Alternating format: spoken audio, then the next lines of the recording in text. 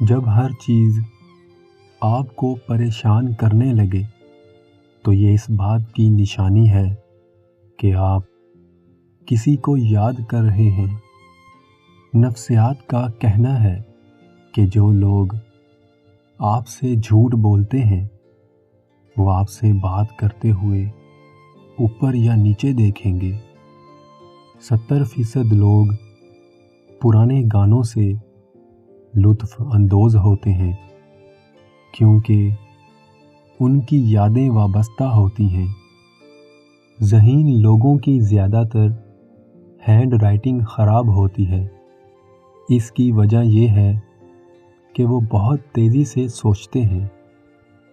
اگر آپ زیادہ دیر تک تنہا رہتے ہیں تو یہ آپ کی صحت کے لیے اتنا ہی برا ہے جتنا آپ ایک دن میں 15 سگریٹ پیتے ہیں۔ آنکھیں بند کرنے سے بھولی ہوئی باتیں اور گمشدہ چیزیں یاد کرنے میں مدد ملتی ہے۔ اگر آپ خوشی سے روئیں تو آپ کا پہلا آنسو دائیں آنکھ سے نکلے گا، اور اگر غم سے روئیں تو بائیں آنکھ سے نکلے گا۔